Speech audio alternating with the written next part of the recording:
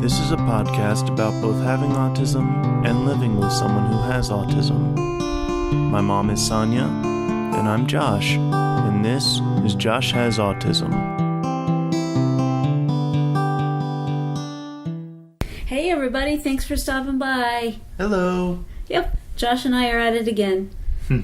Yeah, so we're going to try to get through this podcast without my phone pinging, because it's what it's been doing all day long, telling us that tropical storm is coming this way. Yeah. So they keep saying, oh, it's going to start raining now, and then it doesn't. And then and it doesn't even send me a oops or anything. Just the next time it pings saying, oh, it's going to start raining now, and it doesn't. Yeah. And then it pings again later on. So it's been about 24 hours of pinging with It's a ping in the butt. Yep, that's true. It did rain one time on us. We went to the dump. We redid the porch, took the old stuff, hauled it away to the dump, and it rained on us then. Yeah. But other than that, it's been kind of dry. So anyway, I hope it stays away from us completely. Yeah, that'd be pretty cool. Mm-hmm. So how are you feeling? How am I feeling? Yeah. Out of it a little bit, honestly. Out of it? Yeah, you've had a lot of stuff going on lately. Oh my gosh, yes. Yeah. It's okay that you do the podcast with me today? Yeah. Okay. Well, let me know if you need to stop, okay? Okay. All right. I was thinking about something. We need to stop. No, I'm kidding. Well, you're full of it today. You're full of it. I was thinking about some times from the past and throughout your life, how when you would have to, there would be activities that were high energy. Mm-hmm. It was very, very difficult for you to handle those kinds of situations. Yeah. And for example, gym class, virtually all the way through school. So when you were in elementary school, it was recess. Mm-hmm. And when you came to middle school, it would be, after lunch, when everybody would be able to have some free time. Mm-hmm. And then, when you had gym class. And that went through high school as well. Yeah. And it was very difficult for you then. Yeah. Yeah. Yeah, it really was. Mm-hmm. Even if things, you had a specific way to do something, you given instruction, whether it was to play kickball or I don't know what kind of stuff. You did all kinds of stuff in gym class. Yeah. Well, why was that so difficult? Most of the time, just because kids were being kids and weren't listening to the rules. So right. I figured as much. So, even if it was high activity that day in gym class, mm-hmm. to you, if everybody was following the rules, you would have been okay with that? Yes and no. Yes, it would, because they're following the rules, it makes it a lot easier. Mm-hmm. But no, because, well, that had never happened, for one. And another is that some kids actually resent having to have those rules and having someone point out to them that, hey, you need to do it like this to follow the rules. They don't like being told that, especially not by another student.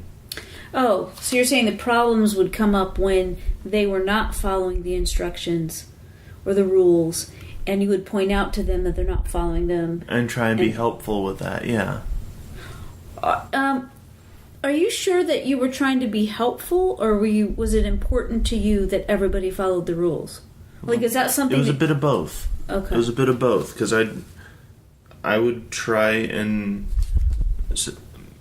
from my viewpoint, I was trying to help them understand that, hey, that's not following the rules. Mm-hmm. But if you want to try and do it like that, this is how you got to do it. That's how my adult mind is working through that process. From what happened back then? Yes. Okay.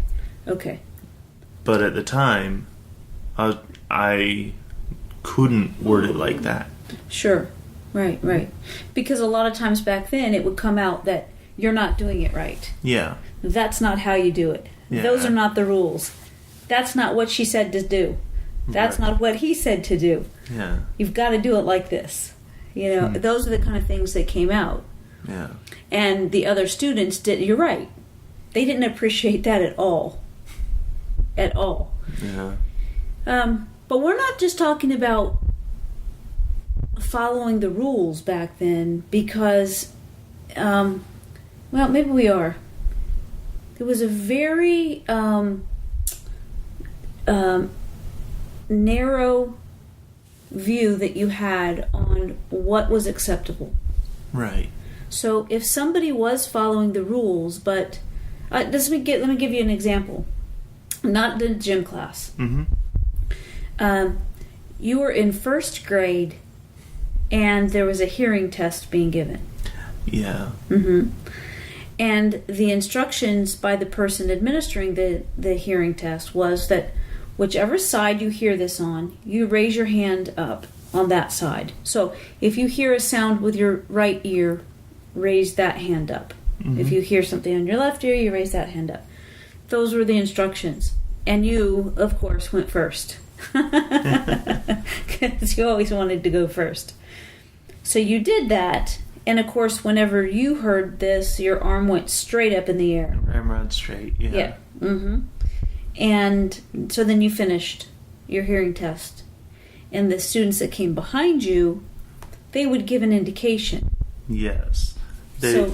Like what you're doing right now, mm-hmm. that they can't see. Right.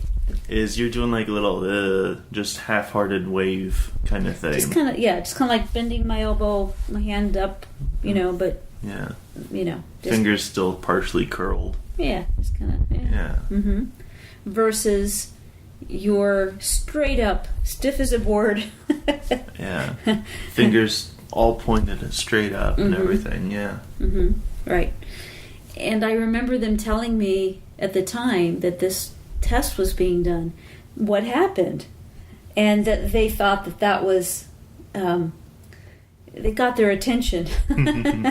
It got their attention that you were so upset by the other students not doing it exactly as they were instructed to do it, or as you heard the instructions to be given. Right. So back then you couldn't just proceed. It didn't feel right. You were not settled when somebody did something that was opposite, or not precise, I should say, to what the rule said or what the instruction said. And is it better for you now? Yeah. Yeah? Yeah, absolutely. It's much better. Mm-hmm. When do you think that started changing for you?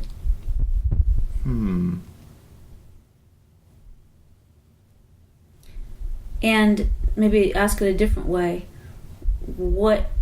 What began to help you to deal with that in the way that you do now? For one thing, over the years, repeatedly being told that I can't control everything. Mm-hmm. That was part of it. That's like a huge lesson for everybody.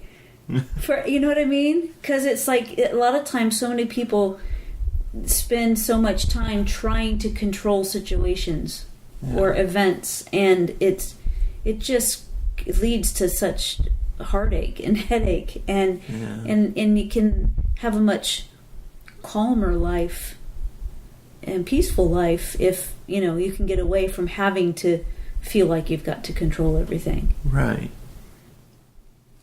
And I mean, I remember I stopped playing soccer because it just got too violent for me, for one. Because, kids are out there tripping each other, bashing into each other, and that's not how soccer was played as I was growing up. Well, it was. Well, not as much. Right. It wasn't all, let's get the players out. Oh, I see what you're saying. Absolutely. I do remember you being a little guy, though, and would be upset if you got tripped, or be upset if somebody else was doing something. They were not where they were supposed to be. They were not following the rules. They were not, So, yes, you're absolutely right. When you were a little guy, it wasn't violent. It was more like... Oh, it was violent. It was more like people... You guys didn't really have control of your bodies yet. That's true. So a lot of funny things happened. And a lot of scared opponents, too.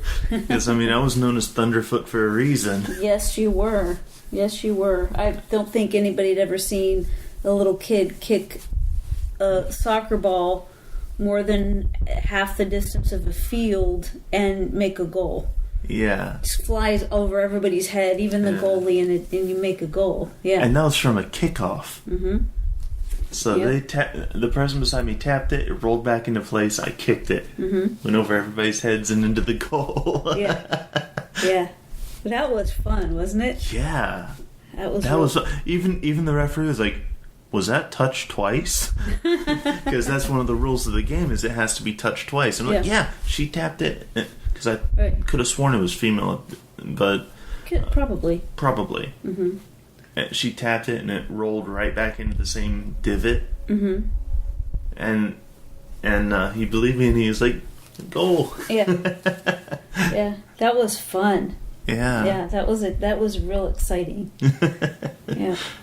And I've also kicked balls where the other opponents, like I was saying, become afraid of being in front of me whenever the ball's bouncing to me. Mm-hmm.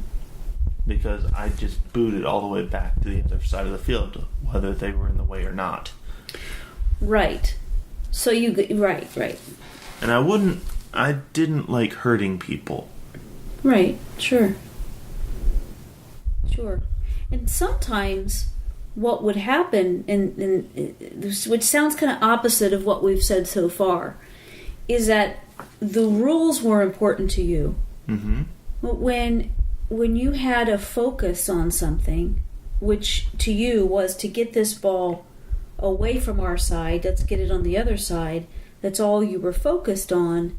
And it's much like when you were younger than that, and everybody was told to line up, and you would rush to be first, and then you expected everybody to just be perfectly in line, and it upset you so much when it wasn't. Yeah. Well, it's that kind of focus that I saw that was on the soccer field back then, which is you had an idea of what you wanted to do, what needed to be done. Mm-hmm. And so I can see that some of the other kids would get scared because you could kick the ball so hard. Yeah. And it was I think it would be scary if you were in front of that ball when you got to it. Yeah. I remember there were several games where I did that the first time and someone was in the way. Yeah. And everyone else afterwards during the game would shy away from me whenever I was about to do that. Mm-hmm. Mm-hmm. Well, what I'm saying is the opposite of that is that the rules didn't include, like in the rules of the game didn't dictate that you did that. Right. But that's what you enjoyed doing, and probably because it was so wonderful, that kick that you did, that it was in your mind then that that's what you do, that you give it your all and you put it back on the opposite side. The opponent's side of the field. Yeah. So I get that, but that didn't have to do with rules. That had to do with then a mindset. A mindset, absolutely. So there's two different things then that took place whenever you were younger that would dictate your behavior. Mm-hmm. It's other people not following the rules, And if you kind of got into a mindset of something, that's the way it had to be. Mm-hmm. So both of those have something in common, and that is that you saw only one way for this to work. Right. Right? And anything that was, in the peripheral there, it's not even something that you could contemplate. Right. At that time. Right. Yeah. Did that happen that you can think of in any other activities? Science class. Yeah. Whenever there was any experiments to be done. Mm-hmm. Yeah. Like dropping an egg from a ladder. I think we talked about that on a podcast before. We did? Yeah. Oh, cool. I think we did, yeah, because you're talking about the mindset then. Yeah. Yeah. And where there were so many people had so many different ideas for it, but I knew that some of them wouldn't work as well as some of the other ones. Mm-hmm. Right. So, going back to when you were, in school and you had these activities, so, gym class was good for you, mm-hmm. so that you could get some physical activity. Mm-hmm. But it was very, very stressful. Oh my gosh, yes. Yeah. I mean, sometimes I didn't have to worry about things, Mm-hmm. and sometimes there's bullies. Well, I think what happened, especially in gym class, is that what you're talking about, how you would, I guess in your mind, what you're saying is in your mind you were doing it as nice as you could, Mm-hmm. but bottom line is the they intent was nice. but they weren't doing it the right way, Right. is what you were feeling. Yes. Okay, so the people that had the propensity to be a bully, Took advantage of that. and then you telling not only the bully but other people in the class what to do, Mm-hmm. yes, those bullies took advantage of that opportunity. And took advantage of gym class in general. Like, if we were playing basketball or volleyball or something like that. A lot of broken glasses Yeah, over the years. yeah. And they would throw balls at your face, and Yeah. yeah. Yeah. And it didn't. I've never been. I've been in the school. I was, part of the PTO or PTA, depending on where you live, Mm-hmm. throughout your years in school. Mm-hmm. So I saw a lot of things. I've never been a teacher. I can't imagine what it's like being a gym teacher. I think it. I don't know. I would drink a lot, I think, because it seems like it's mayhem all day long. Yeah. It's fun. I mean, if you have a heart to be a teacher, I guess, there's some really good teachers out there. Yeah. And I give them credit because I don't think I could do that at all. Mm. But yes, the gym class was incredibly difficult because you would be elevated, you would then speak your mind, you would then demand that people did it the right way, which was your way. Well, again, because it goes back to when you had the hearing test, Yeah. raising your hand all the way up like that, Yeah. that was your interpretation. But somebody else's interpretation, just kind of waving their hand nonchalantly. And even on the flip side of that, where I'd see people that were supposed to be participating and just didn't give a care. Uh-huh. They could care less if they were in gym class or in gossip school. Right. And that really bothered you because they weren't followed the rules. Yeah. Mm-hmm. Right. And so you do much better with that these days. Yeah. And yet, excuse me, the other day you had brought up that you had some friends that were going to laser tag. Yeah. And I thought that you meant that you wanted to go. So I had other things going on, and then I came back to you and I said, okay, what time do you need to leave? Excuse me. What time do you need to leave if you to go to laser tag? You go, oh, they're going. I'm not going. And that surprised me. Yeah. But you said... I get way too... what was the word I used? I get way too into it, I guess. Mm-hmm. And I don't want to lose friends. That's what you said, and I thought that was really interesting, and I would love to hear what you have to say. So if you could explain that. Okay. I get so into a game that is competitive that I start ordering people around to, like a general on a battlefield kind of thing. And people don't like that very much. I don't know if we've ever talked about this on a podcast or not, but you remember the one time that we went whitewater rafting? Yes. And it was myself and Dad, you and Bug, and family friends that were wonderful. There's 3 of them, 2 adults and their daughter, who was Bug's best friend. Mm-hmm. So we all went whitewater rafting. No, and it was the captain. Yes, you insisted on being the captain. So we're like, sure, but that's not going to hurt anything. So, yeah. Those are like famous last words, right? Yeah. So and it was like a level, I mean, it wasn't dangerous or anything, but it took work. I mean, if you're whitewater rafting, it's so much fun. And, it is, but most of it was just relaxing. Yes. But you would get to some parts that went fast, and the water was kind of rough, and there were some rocks different places. Mm-hmm. And we had to maneuver around those. Mm-hmm. So you being the captain, you were sitting on the back of this boat. The stern, I think it's called. And you were telling everybody what to do. Yeah, and then getting upset when they wouldn't do it. Oh, upset is like, oh my gosh, you were so mad. Yeah. And then you started yelling at us, telling us what to do.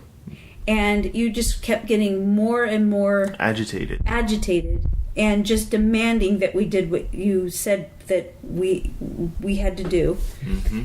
And then came the mutiny. Yes. Didn't it start with the family friends? Patty. Yeah. Who is the nicest person. Never says anything negative about anybody. Just so sweet. He was like, he's got to go down. Yeah. So, yes, so there was a mutiny. And you were no longer captain. Yeah, I'm lucky enough you guys didn't have me walk the plank. We didn't have one. You're lucky we didn't have a plank. No, you would have just tossed me overboard. But that's what I mean, is that I was lucky that you didn't. Right. And you got so upset that you got fired from being the captain. Yeah. But, so, yes, we've experienced that when you get kind of hyper-focused. Yes, hyper-focused. And competitive. Yes. And that leads to being agitated. Yes. So I was on the other side of that. The group of us were on the other side of that. Well, because we were your parents, we could just, go, that's okay, so there's a mutiny. Yeah. You're done bossing us around this way. So that's how we got over it, because we're your parents and we could. Mm-hmm. But when that happens in other situations. So back then, let's think about that. You were probably in high school. Yeah. You were in high school then. I was in 9th grade, I believe. Okay. So, So that's how it was with you even through high school. And what you're saying is now as an adult, I try not to be in those situations where I could become this dictator. Mm-hmm. Right. Are you aware of it when it's happening? Sometimes. I mean, it's like I'm so into what we're doing that it just doesn't register that I'm being rude or mean or anything like that. Mm-hmm. It just happens. Right. Mm-hmm. Because you're hyper focused. I think that's the that's the perfect way to describe that. And so you choose to not put yourself in those kind of situations these days. Mm-hmm. Right. Yeah. And does it typically so you described things that went back in school with the science and you having a mindset and wanting everybody to do it your way. Mm-hmm. But nowadays, does it happen more often if it's something like laser tag, where it's going to take a team effort, where it's actual physical activity that's taking place? Does it happen more then or no? It tends to happen more often whenever it's a sport that has some sort of contact in it. Okay. Like ping pong does not have any contact in it. If it is, you're doing it wrong. Right. But okay, so that with that example, you could play ping pong and not get upset if you were losing? No, I can still get bummed and upset. Okay. It just isn't the same kind of reaction, though. What if the other person was cheating? Then I'd get upset. Right. So that aspect of life has not changed. The rules have to be followed. Right. Okay. With that being said, I've also grown to understand that some kids, like for example, some little kids, if we're playing ping pong as the example, mm-hmm. and these little kids don't know how to play, mm-hmm. and they're just hitting the ball back and forth just because. Mm-hmm. I can understand that, and I can react accordingly. Okay. And just help them have fun. Mm-hmm. Right. And that is a big difference then. Yeah. That's a big difference, because for a huge portion of your life, if there were rules connected to something, those rules always had to be followed. Right. Always. Right.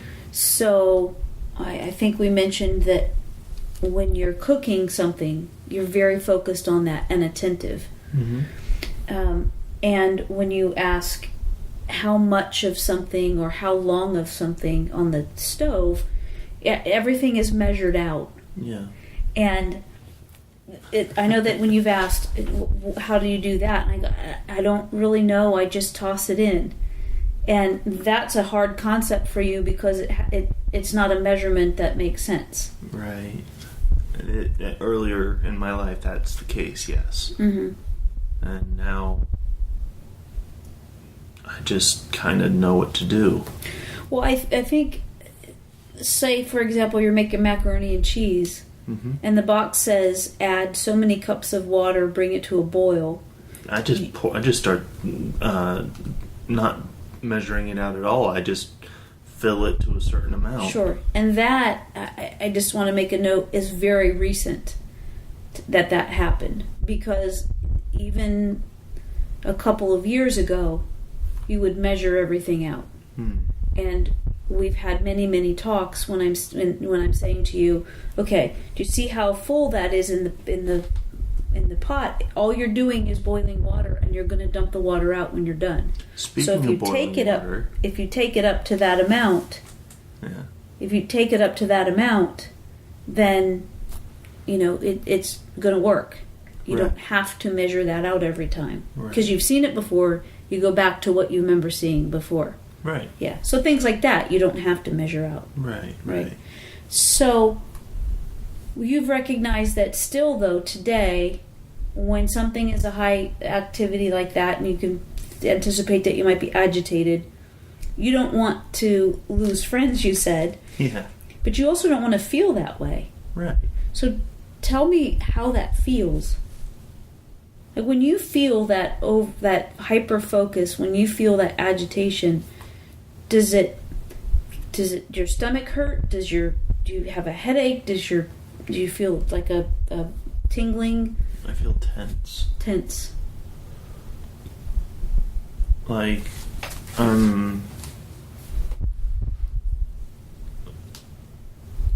coiled spring that's ready to bounce. That is a perfect description because that's what it looks like. It is. That's what it looks like. Okay. And then... How can you... I'm sorry, go ahead. No, go ahead.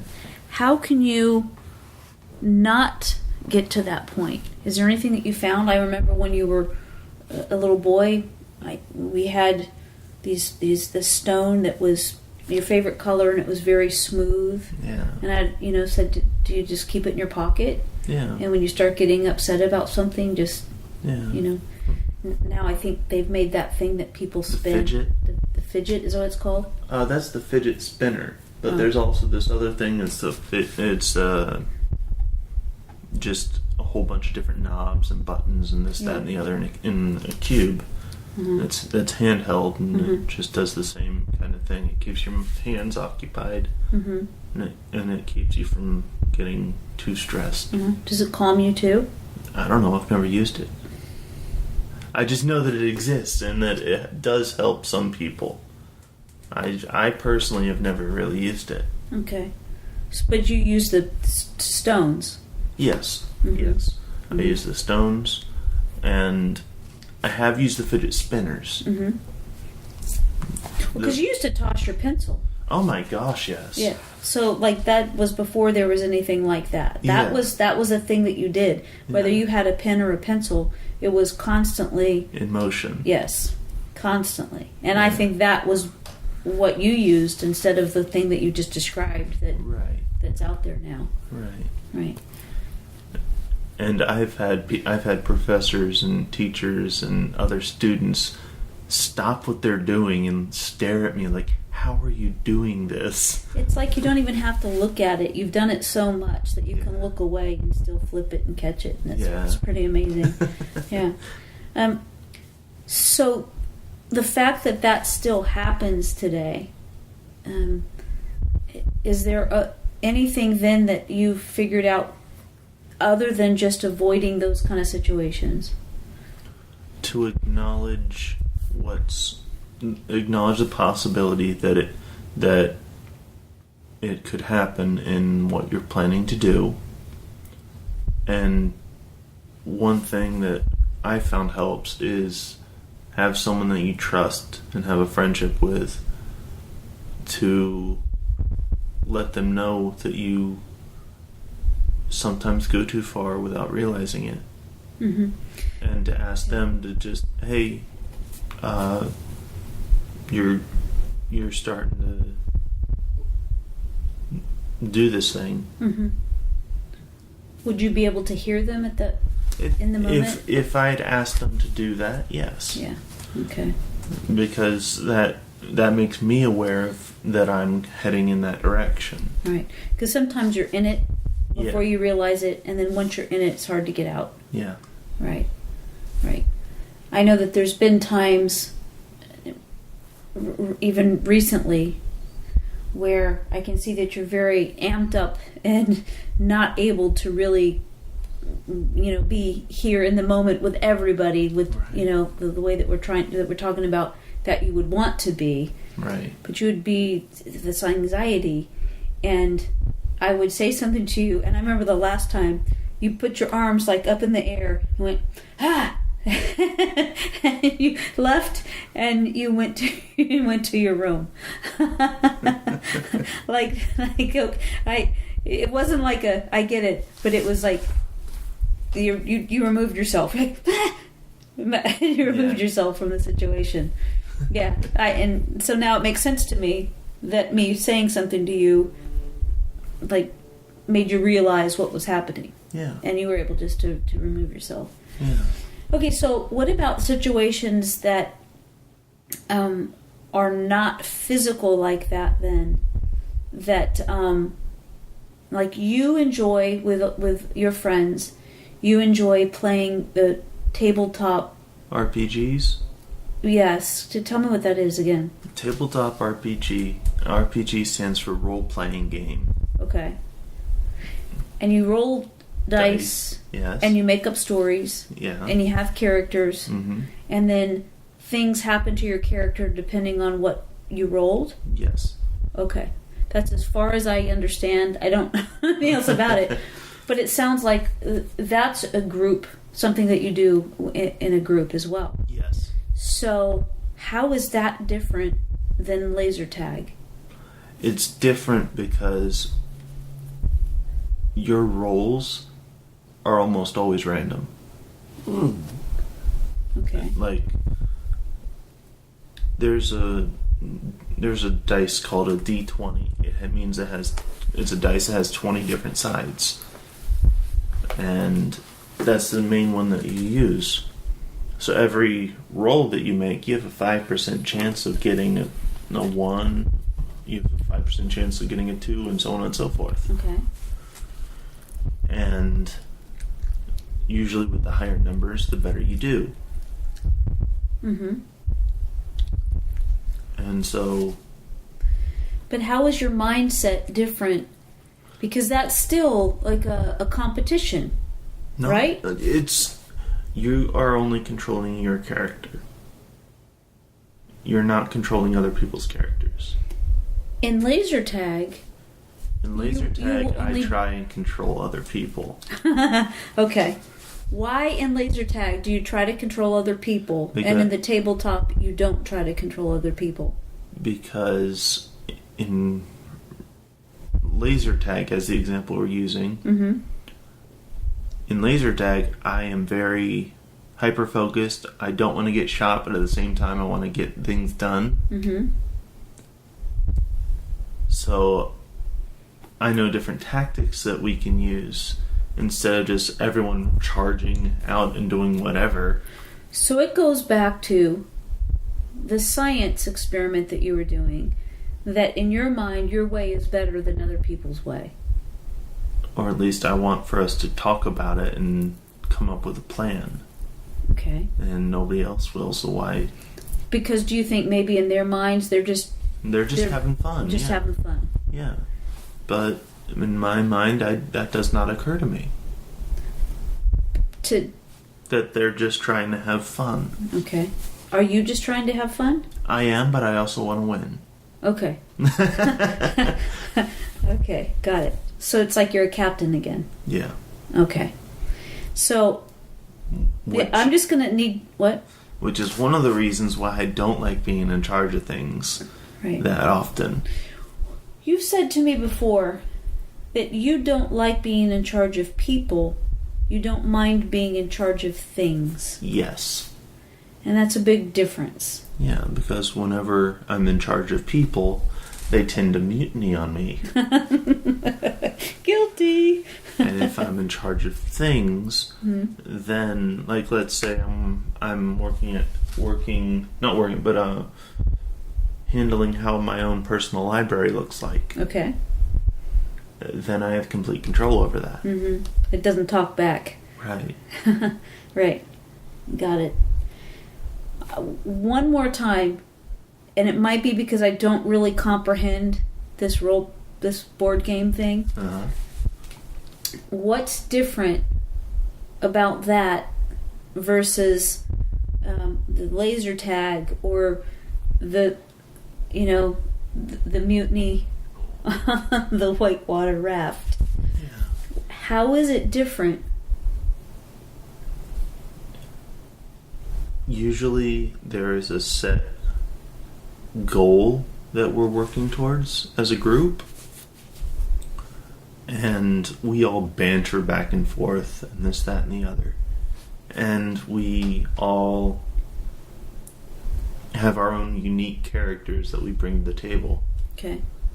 And some of us can do things others can't. Some of us do things that are absolutely ridiculous. But what you're saying is that you're only in charge of yourself. Yes. So whatever they do, it doesn't influence what you do. Well, sometimes. Except for the roll of the dice. Right. Sometimes it does influence what we do.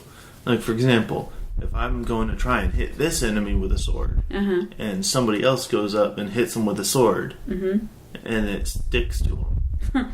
Yeah. I would then, instead of trying to go straight to them, try and go around them so that I'm flanking them, which gives... Sure, but still, bottom line is, you're in charge of you. Yes. You're in charge of your character. Yes. And you can play off of what other people's characters have done. Yes. But that's the only way that they influence, that you don't have to be in charge because you just adapt. Right. Okay. Right. Okay, I got it. You just did something that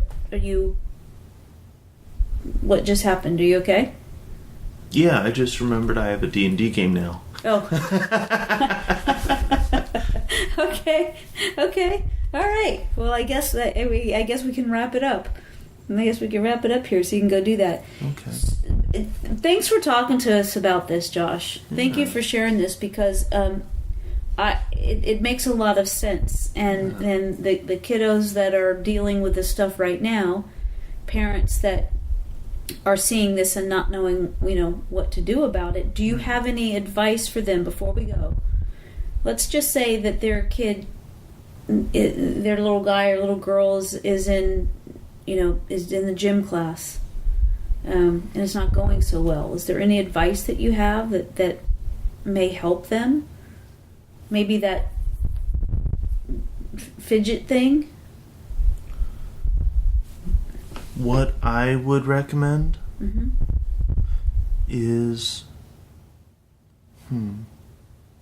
I actually wouldn't recommend the fidget thing for in a gym class. Okay. But what I would recommend is, as a parent or guardian or even a friend, to, when they're not in the gym class, bring up different scenarios that can happen in the gym class. Got it. Okay. And talk them through what they can do and what they should not do. Okay. Now, I know that with myself, growing up, I had a very difficult time putting what I learned in a prior situation or a prior conversation into practice in the actual event. Right, so you couldn't take information that you got out of like a counseling session and take that into real time. Right. So one thing that I've learned is that immediately after it happens, if I had a friend or I had a teacher pull me aside and ask me what I could have done differently, and right after it happens. And you did benefit from that because you had a TSS. Yes. Which we talked about before. It's a therapeutic staff support. We lived in Pennsylvania, and it's one of the states that recognizes that if somebody that has autism has this opportunity for this therapist to be with them throughout the day in school, or at least a portion of the day in school, that in the moment they can help you to see how that could have been handled differently. Yeah. Right. That's exactly what you're talking about. It's like real time. Yeah. Okay. So whether it's a sibling, a friend, family member, or teacher, whatever, if there is some way that they can help you to understand what you did wrong, what you did right, what could have happened differently, right after the event happens. Not before, not during, but after, because then that's the best time for it to be fresh in the memory. Right. It's more likely to stick. Yes. Okay. Absolutely. Okay. Got it. Okay.